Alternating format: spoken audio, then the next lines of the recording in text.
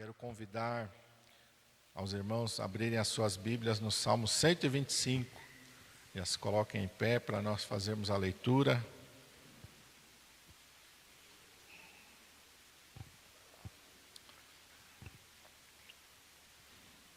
Bem fácil aí, no meio da Bíblia está o livro de Salmos 125, salmo bem conhecido. Amém?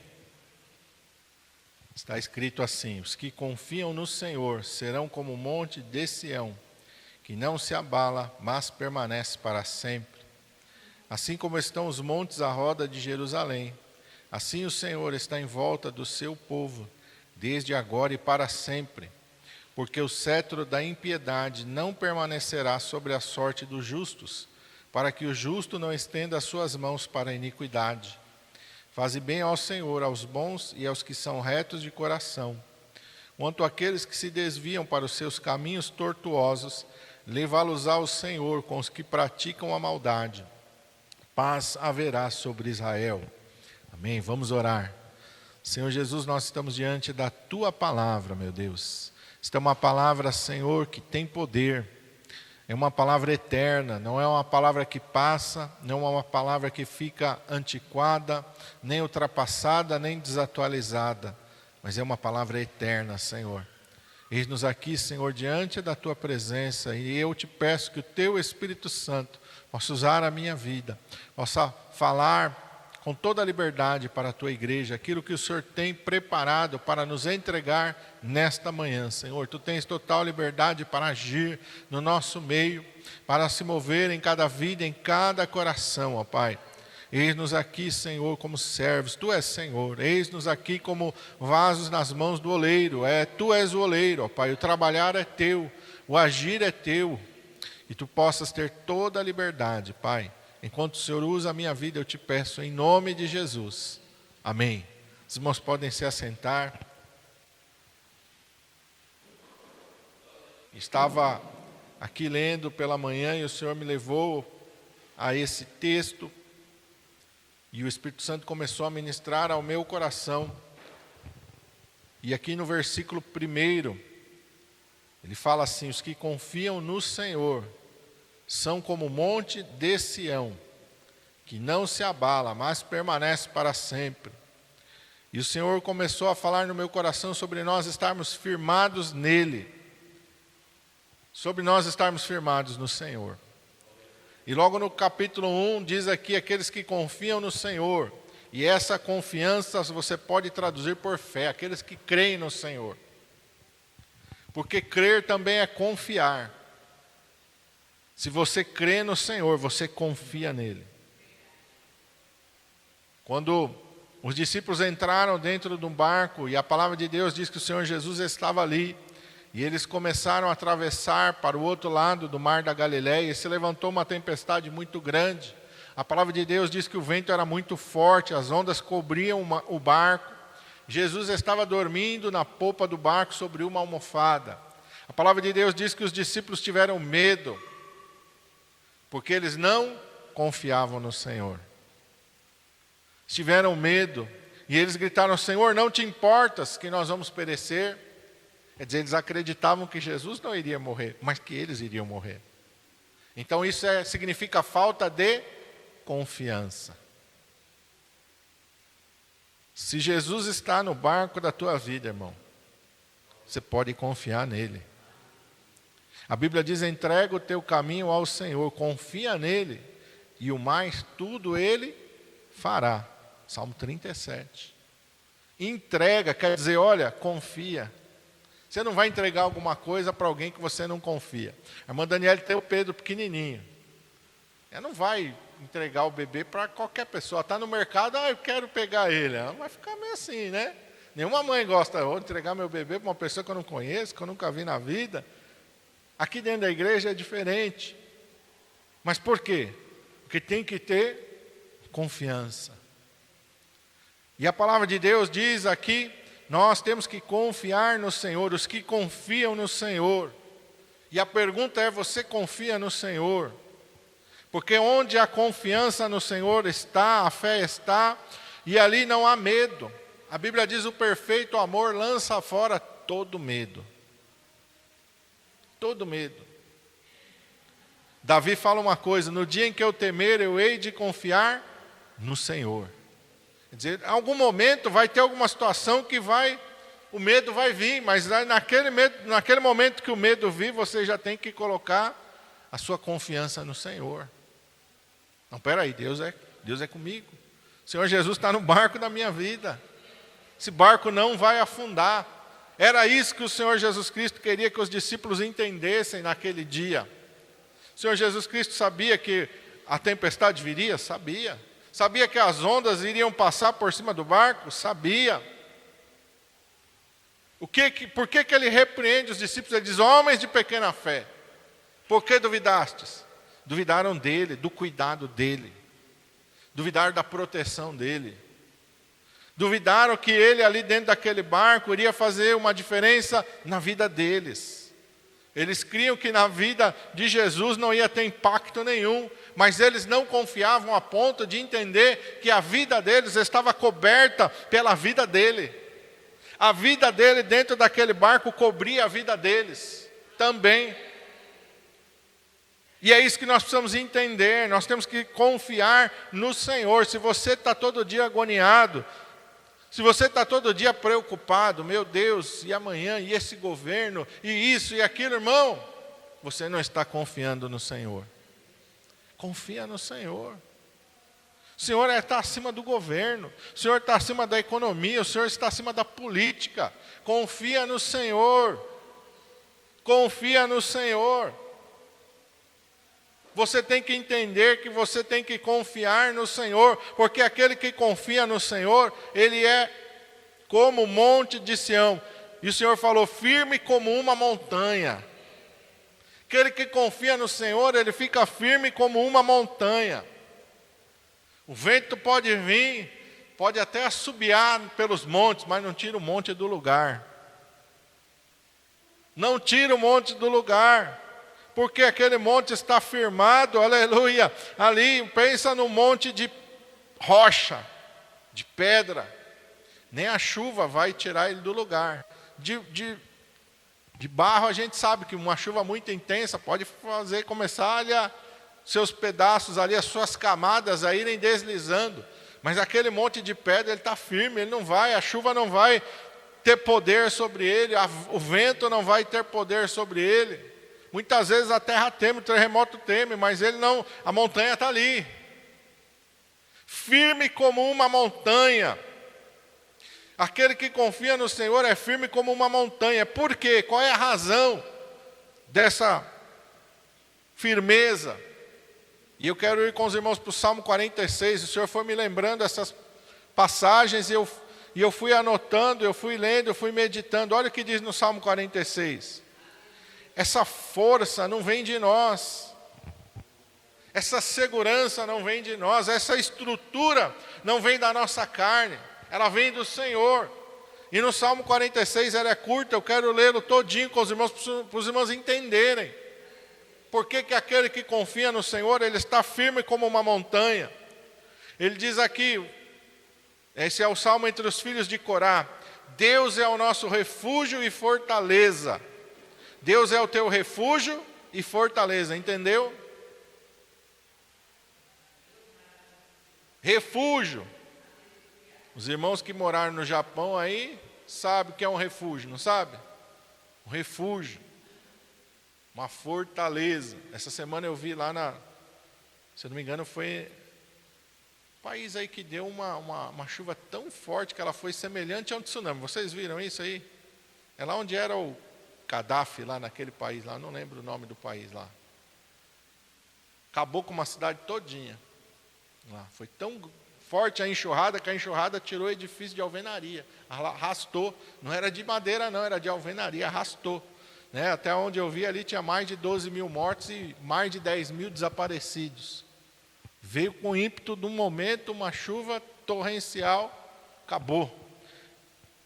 E irmãos, refúgio e fortaleza. E ali, agora lembrei por que eu falei dessa cidade. Porque a ONU disse que se tivesse um sistema lá de aviso sonoro, as pessoas tinham fugido, não tinha acontecido essa tragédia. Então, quando fala que Deus é o nosso refúgio, a nossa fortaleza, qualquer sinal de perigo, ore. Busque ao Senhor, porque Ele é o nosso refúgio, a nossa fortaleza, socorro bem presente na angústia. Olha que promessa gloriosa.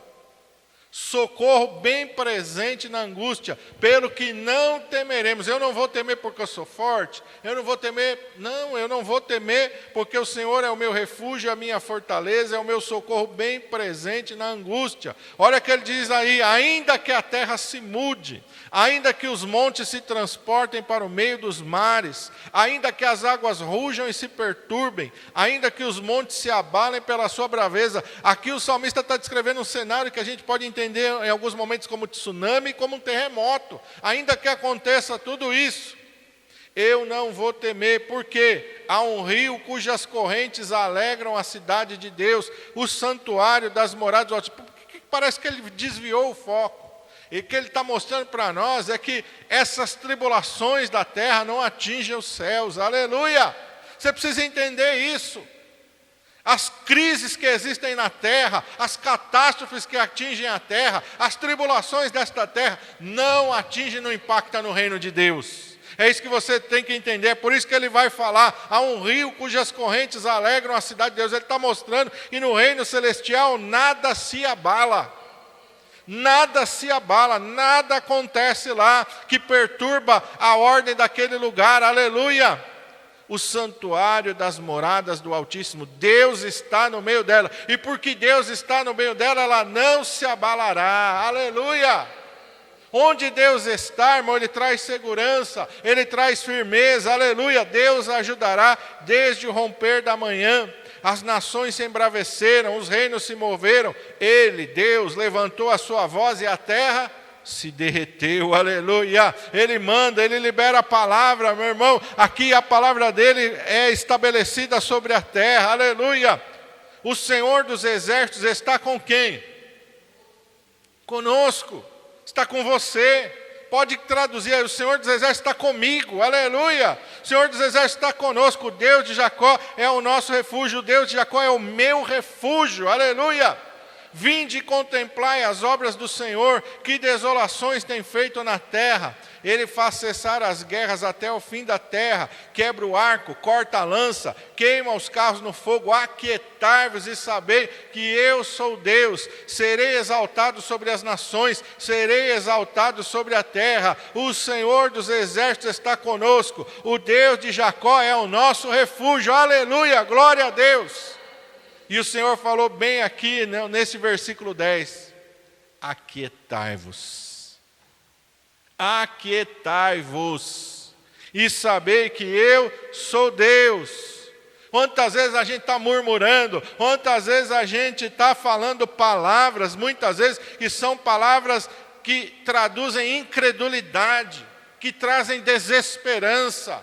Quantas vezes nós abrimos a nossa boca para falar besteira, e Deus está falando: aquieta. Você não está entendendo, você não está vendo uma solução, você não está vendo como que aquilo pode beneficiar a tua vida. Aquieta, fica quietinho. Não abre a tua boca para murmurar, não abre a tua boca para falar: é Deus, parece que Deus esqueceu de mim, parece que Deus não me está olhando para mim, parece que a palavra de Deus não se cumpriu. Fica quieto, para de falar besteira, aquieta. Fica quietinho. Se você não está entendendo, se você não sabe, se a tua fé não é suficiente, fica quieto. Aquieta. É melhor você ficar quietinho ali, aleluia, até você ver o Senhor manifestar o seu poder e a sua glória. Deus está falando: aquietai-vos e saber que eu sou Deus, aleluia. Você não precisa ensinar Deus a trabalhar, você não precisa ensinar Deus a fazer nada. Quando você abrir a sua boca, abre para clamar, mas não abre para murmurar. Quando Deus fala aquietai-vos, Ele não está mandando você parar de clamar, não. Ele está falando para você não abrir a sua boca para murmurar, para não falar besteira, como os discípulos falaram: Senhor, não te importes que nós vamos perecer. Você acha que Jesus chamou os discípulos para que eles perecessem no meio do mar da Galileia? Você acha que Jesus tirou os discípulos, cada um do seu ofício, da sua ocupação, da sua vida, para matá-los afogados no meio do mar da Galileia? Você entende porque muitas vezes a gente fala besteira, Muitas vezes a gente abre a nossa boca e a gente entristece a Deus com aquilo que sai dos nossos lábios. É nesse momento que você tem que morder a sua língua, nesse momento que você fica quieto. Tem coisas que você vai entender, tem coisas que você não vai compreender, mas aprenda com Jó. Jó não abriu a sua boca para falar um A contra Deus. Jó não pecou com seus lábios. Aprenda, são lições que nós temos que aprender. Se você abrir a sua boca, que for para glorificar o Senhor. Se você abrir a sua boca, que seja para clamar por socorro. Aleluia! Você pode clamar por socorro, você pode pedir misericórdia para o Senhor, não tem problema. Você só não abre a sua boca para lançar palavras de dúvida e de incredulidade. Isso você não deve fazer. Há motivos nesse Salmo 46 para você confiar no Senhor? Você consegue enxergar em tudo isso que o Senhor fala aqui, motivos para descansar no Senhor? Para ficar quietinho, no momento que você não está entendendo, pode ficar quietinho, aleluia! Você está seguro, você está guardado, Ele é o teu refúgio, Ele é a tua fortaleza, Ele é o teu socorro bem presente na hora da angústia. O diabo pode fazer o que for, pode fazer o levante que for, Ele faz cessar as guerras, Ele quebra o arco, Ele corta a lança, Ele queima os carros no fogo, aleluia. Quando Ele libera a sua palavra, a terra derrete diante dEle, aleluia.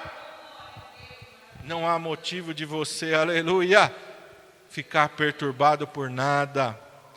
Você pode estar firmado como uma montanha nele. Amém? A segunda coisa que o Senhor falou, aleluia. Não se abala. Os que confiam no Senhor são como o monte de Sião. Salmo 125:1, desculpa. Voltei para lá. Não se abala. Não se abala. Como não se abalar? Como não se abalar? Muitas vezes a gente ouve coisas que nos inquietam, que mexem com a gente. Mas a palavra de Deus diz que nós temos que estar firmados no Senhor, confiando no Senhor, e nós não podemos nos abalar. Não podemos nos abalar com nada. Não podemos nos abalar. Salmo 112, volta aí umas folhinhas. Salmo 112. E tem uma palavra aqui.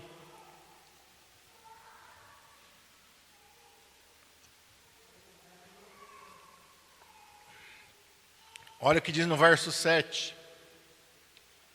Pedro está me ajudando a pregar. Amém? Verso 7. Salmo 112, 7. Não temerá maus rumores. Por quê? Porque o seu coração está firme, confiando no Senhor. Pastor, como é que eu faço para não temer maus rumores?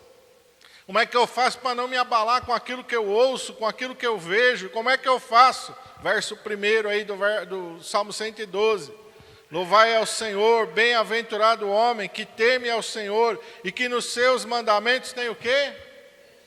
Grande prazer. Tem grande prazer nos mandamentos do Senhor.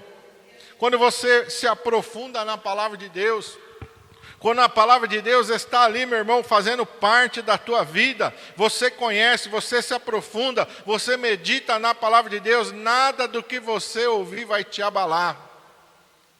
Por quê? Porque no instante que você ouvir uma má notícia, o Espírito Santo vai te trazer uma promessa. Amém?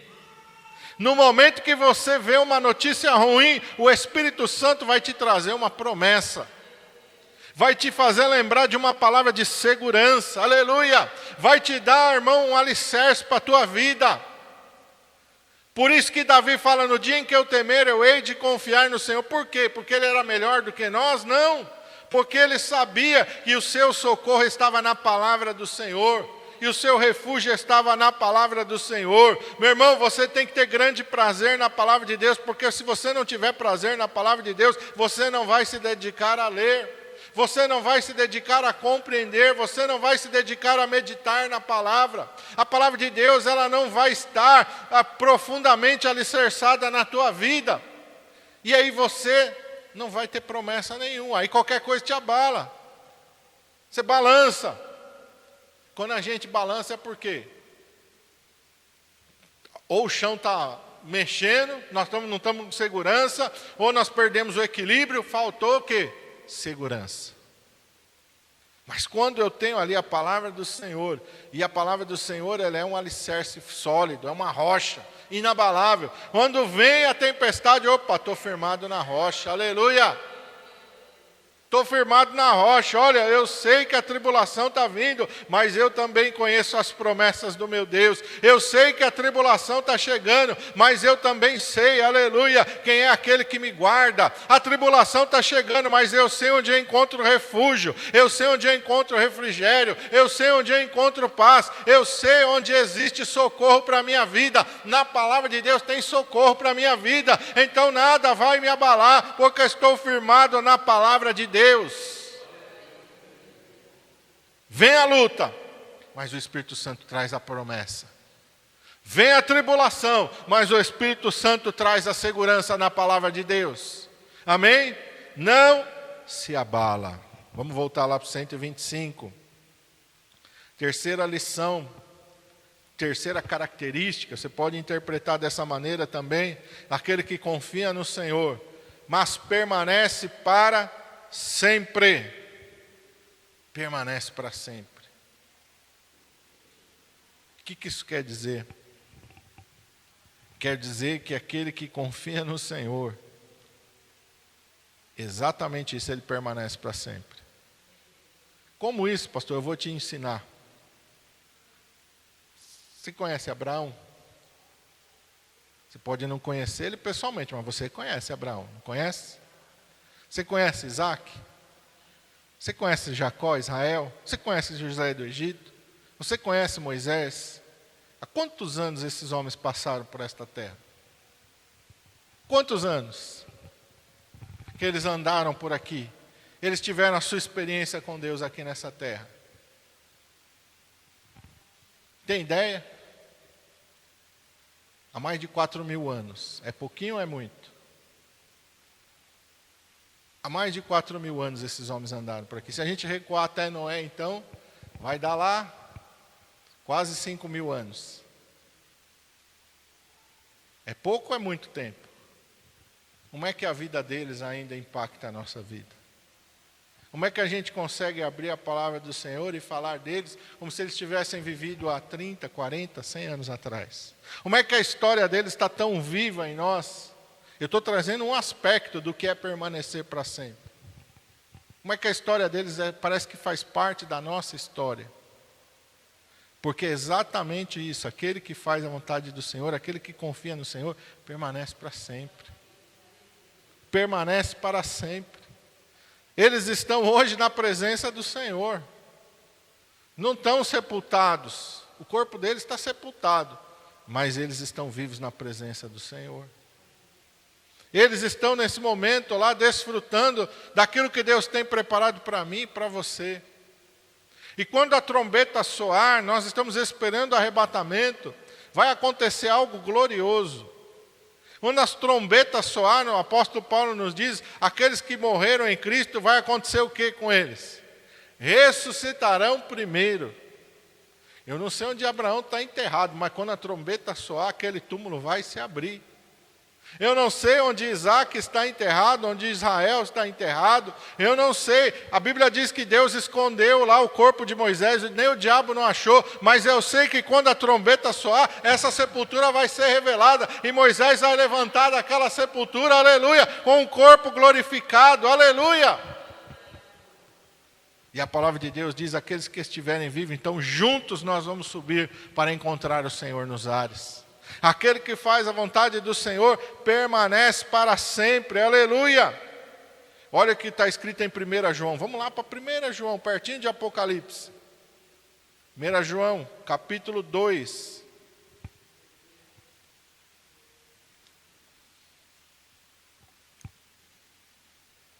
E eu quero ler com os irmãos a partir do versículo 15, do capítulo 2 de 1 João.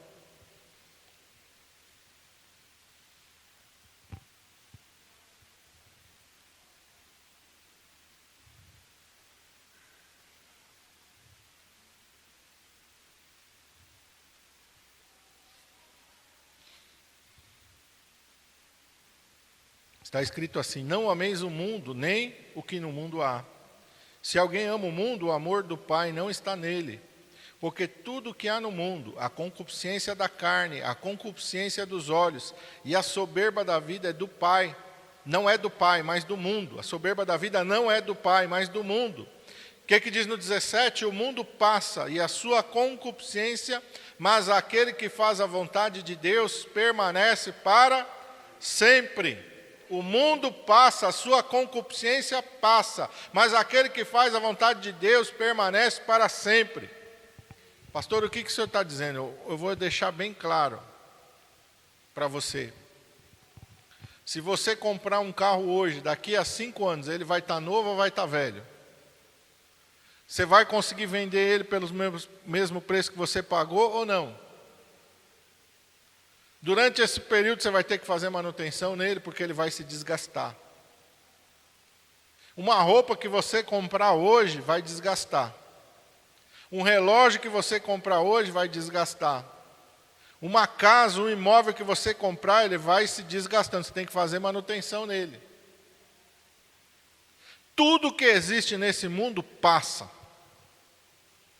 Você pode estudar hoje, vai passar um pouquinho, aquilo que você aprendeu, de repente o currículo já é outro, não é mais aquele mesmo currículo. Quando você estudou, quando você se graduou, o currículo mudou, foi aperfeiçoado.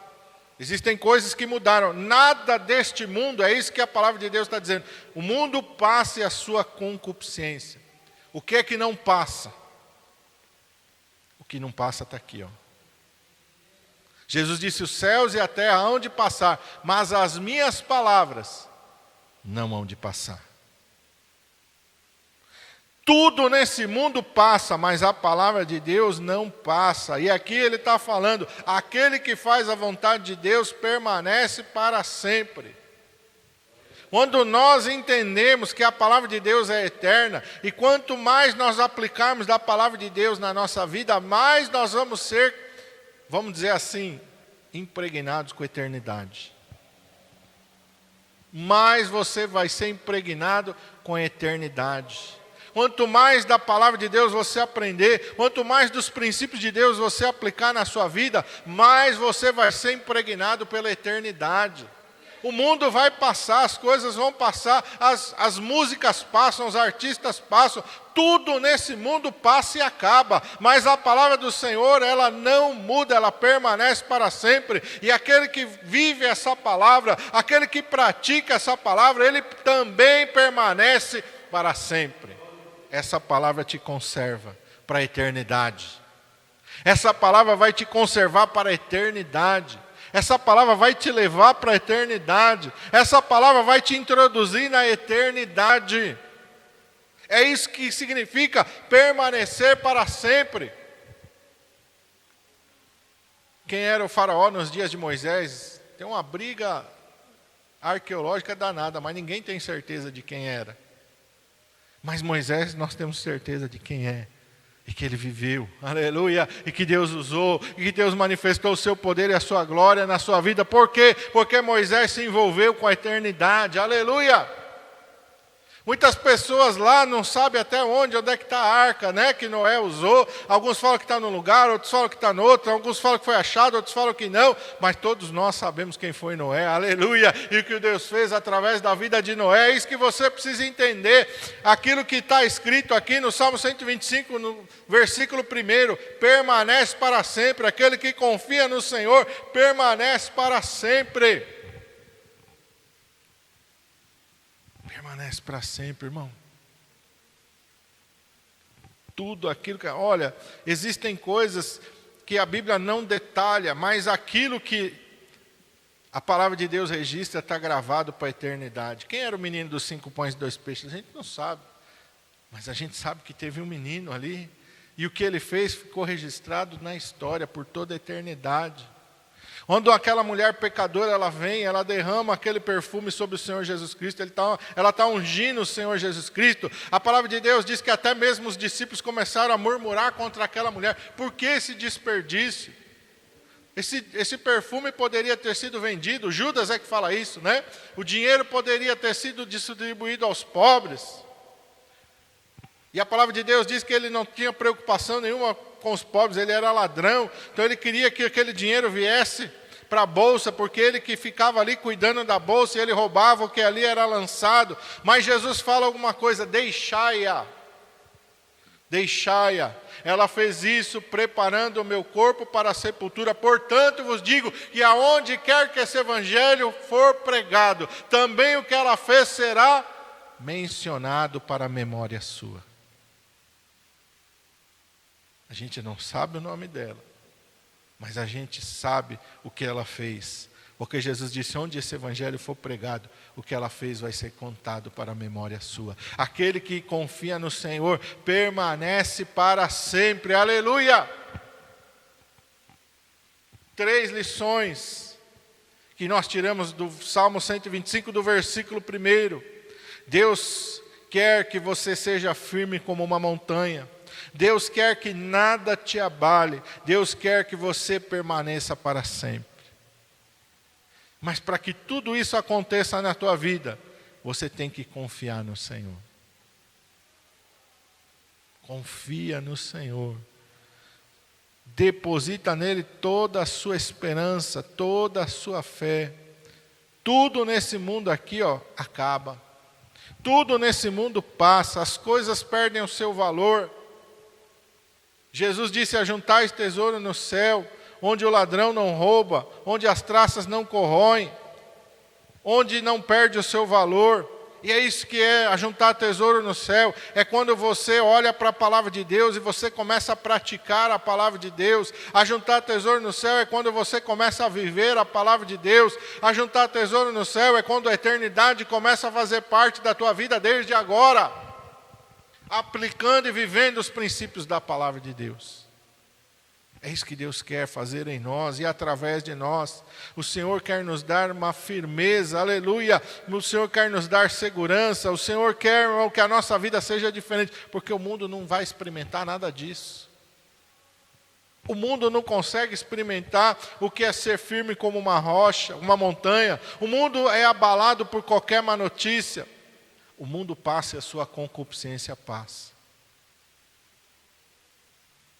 Tudo nesse mundo vai passar, menos aquele que faz a vontade do Senhor, menos aquele que confia no Senhor. Quero que você se coloque de pé. Nesse momento nós vamos orar.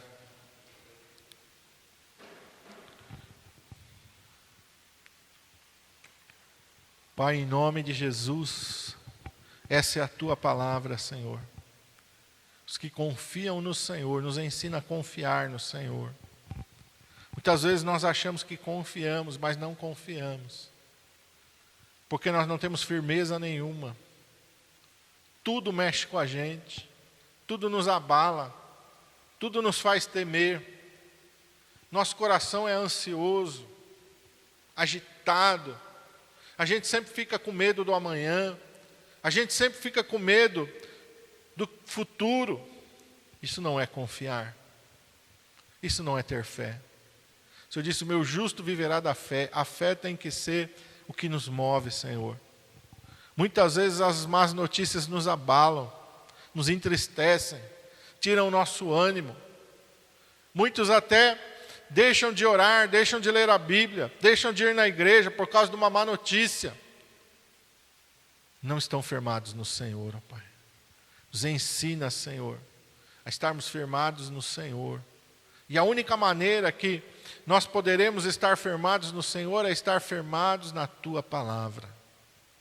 Esconder a Tua Palavra no nosso coração para não pecar contra Ti. Como diz o salmista lá no Salmo 119. Como diz ali, Senhor, no Salmo 46, no 112, no Salmo 1. Nós temos que meditar na Tua Palavra, Senhor, de dia e de noite. Nós temos que ter grande prazer nos Teus mandamentos. Nós temos que nos aprofundar na Tua Palavra. E o Senhor nos fala isso através do profeta. Conheçamos e prossigamos em conhecer ao Senhor. Não dá para ficar estagnado na nossa fé. Quantos, ó Senhor, estão estagnados na sua fé? Aceitaram ao Senhor Jesus Cristo e nunca se importaram em crescer na fé, na graça. Não, quem tem que ler a Bíblia é o pastor lê a Bíblia e ele me explica. Não, você está errado, irmão. O pastor vai te explicar sim, o pastor também tem que ler a Bíblia, mas você tem que ler a sua Bíblia. Quando eu tiver um problema eu peço oração para o pastor, amém.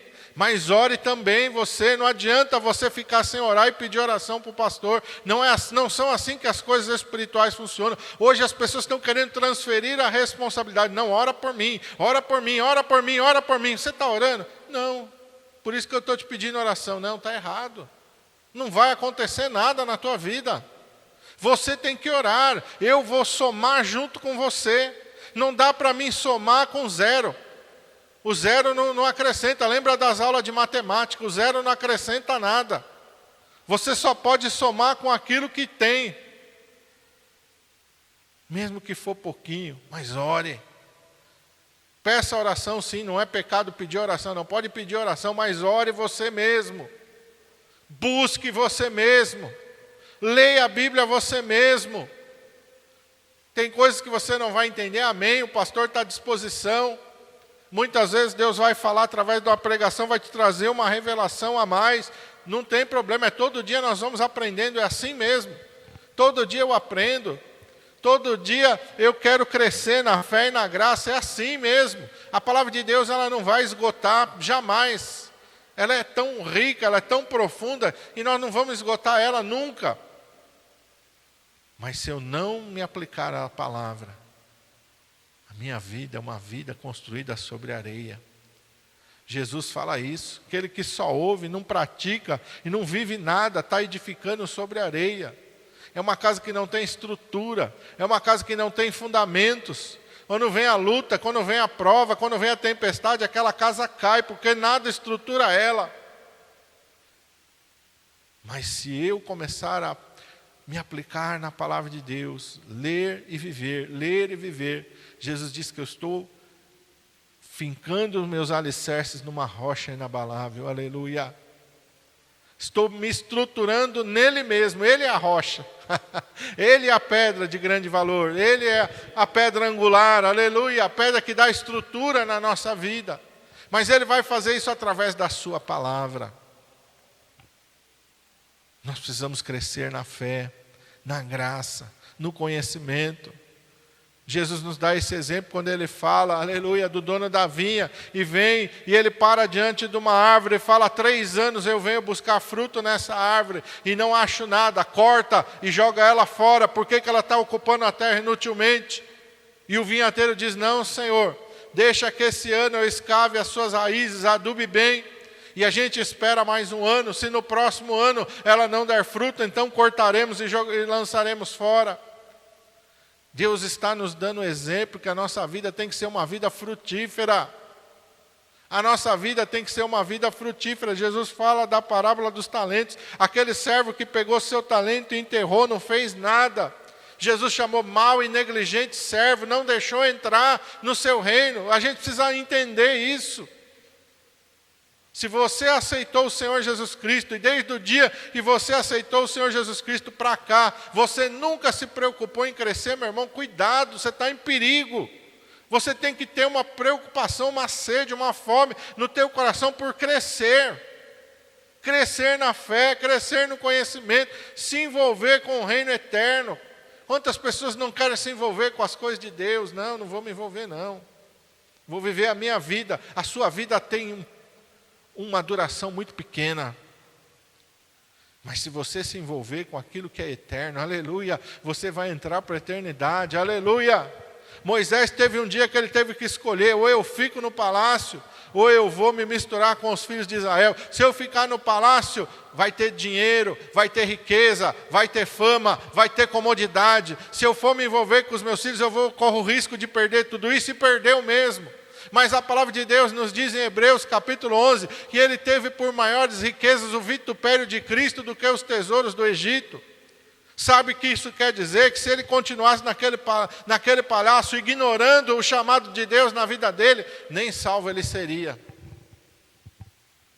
Mas ele teve uma escolha, aleluia. Não, Senhor, eu vou fazer a tua vontade. É isso que nós precisamos entender. Às vezes nós estamos ali, não vou me envolver com nada. não vou, não, isso aí não é para mim. Não, é sim.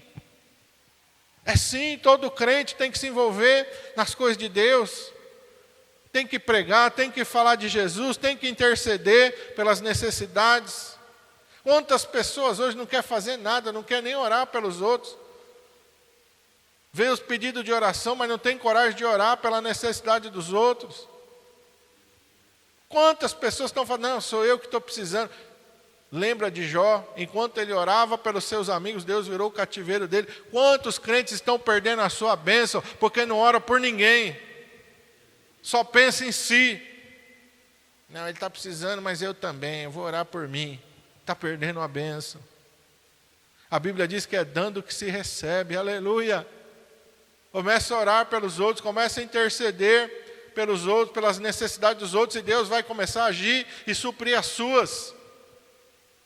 Começa a entender que você tem que gastar tempo com a tua Bíblia.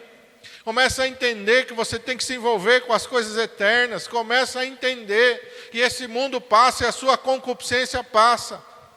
E se você não fizer a vontade de Deus, você vai passar com Ele. Mas se você fizer a vontade de Deus, você vai permanecer para sempre. Nos ajuda, Senhor. Nos ajuda, Santo Espírito de Deus. Nós precisamos entender isso, Pai. Senhor, abre, Senhor, os nossos olhos. Senhor, tira as escamas dos nossos olhos. Tira o comichão dos nossos ouvidos, Senhor. Nos desperta, nos aviva, Senhor, para entendermos, ó Pai. E o Senhor tem nos chamado para vivermos coisas maiores. Quem fica vivendo só as coisas desta vida, vive coisas pequenas. Mas quem, Senhor, se dedica a viver as coisas do reino de Deus, se dedica a coisas maiores e eternas, Pai. Nos ajuda a entender isso, Senhor. Cobre-nos com teu sangue, Senhor, nos guarda. Nos livra de todo mal, Senhor. Guarda a nossa entrada e a nossa saída. Nós pedimos, ó Senhor, desde agora e para sempre. Em nome de Jesus.